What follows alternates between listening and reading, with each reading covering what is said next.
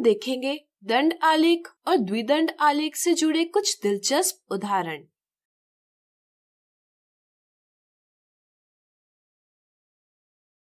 दर्शाए गए दंड आलेख यानी बार ग्राफ में एक अस्पताल में आने वाले मरीजों की संख्या को निरूपित किया गया है। दंड आलेख पढ़कर निम्न सवालों के उत्तर दीजिए। कौन से दिन अस्पताल आने वाले मरीजों की संख्या कम रही? दर्शाए गए दंड आलेख में विभिन्न दिनों पर अस्पताल में आने वाले मरीजों की संख्या दंड की लंबाई के रूप में निरूपित की गई है। इस तरह से जिस दंड की लंबाई सबसे कम होगी वह हमें इस सवाल का जवाब देगा।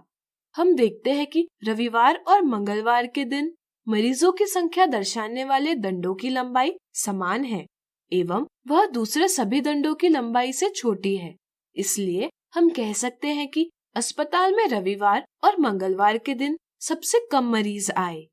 सोमवार, बुधवार और बृहस्पतिवार के दिन अस्पताल में आने वाले मरीजों की कुल संख्या क्या है?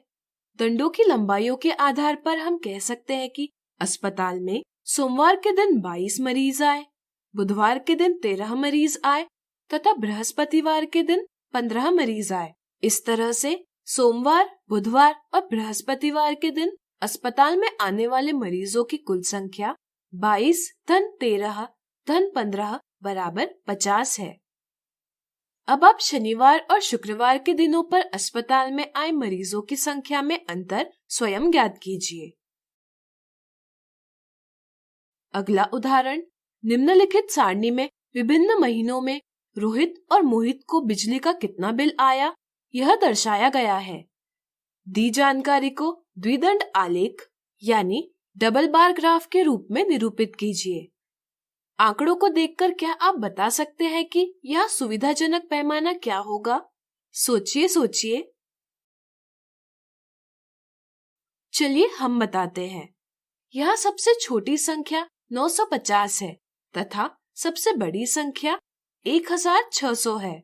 इसलिए यहाँ हमें शून्य से शुरुआत करना आवश्यक नहीं, बल्कि हम 900 से 1700 तक की संख्याएं ले सकते हैं। हम एक टेढ़ी मेढ़ी रेखा बनाकर यह दर्शाएंगे कि हम 0 से 900 तक की संख्याएं नहीं दर्शा रहे हैं। 0 से 900 तक की संख्याएं न होने से अब हमें पैमाना लेने में सुविधा होगी। हम 1 इकाई बराबर 100 रुपए पैमाना ले सकते हैं। इसी तरह हम 1 इकाई बराबर 200 रुपए यह भी पैमाना ले सकते हैं। चलिए यहाँ हम 1 इकाई बराबर 100 रुपए पैमाना लेकर y अक्ष पर बिजली का बिल रुपयों में दर्शाएंगे। इसी प्रकार x अक्ष पर महीने दर्शाएंगे। हम रोहित के लिए इस प्रकार का और मोहित के लिए इस प्रकार का दंड खींचेंगे। अब हम रोहित और मोहित के जून महीने के बिलों को इस प्रकार द्विदंड खींचकर दर्शाएंगे। इसी प्रकार हम सभी महीनों के लिए द्विदंड आलेख खींच लेंगे। अगला उदाहरण, दिए गए द्विदंड आलेख को पढ़कर ज्ञात कीजिए द्विदंड आलेख में क्या सूचना दी गई है। इस दंड आलेख में क्या सूचना दर्शाई गई है यह ज्ञात करने के लिए x अक्ष और y अक्ष पर क्या दर्शाया है यह देखना होगा। साथ में दंडों के युग्म में प्रत्येक दंड क्या निरूपित करता है यह भी समझना होगा। दर्शाया द्विदंड आलेख क्षैतिज द्विदंड आलेख यानी हॉरिजॉन्टल डबल बार ग्राफ है।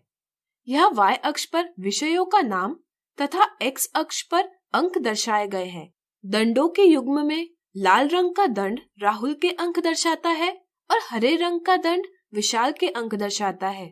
इसलिए हम कह सकते हैं कि दर्शाए गए द्विदंड आलेख में किसी परीक्षा में विभिन्न विषयों में राहुल और विशाल को प्राप्त अंकों की तुलना की गई है। आपके विचार में राहुल को कौन से विषय पर अधिक ध्यान देना होगा? राहुल के अंकों को लाल दंडों से निरूपित किया गया है। सभी लाल दंडों में सबसे छोटी लंबाई वाला दंड अंग्रेजी विषय के लिए बनाया गया है। इसका अर्थ यह है कि राहुल के सभी विषयों के अंकों में से सबसे कम अंक अंग्रेजी में आए हैं। इसलिए राहुल को अंग्रेजी विषय पर अधिक ध्यान देना होगा। आज हमने देखे दंड आलेख और द्विदंड आलेख से जुड़े कुछ दिलचस्प उदाहरण। अगले वीडियो में इनसे जुड़ी कुछ साधारण गलतियां देखेंगे।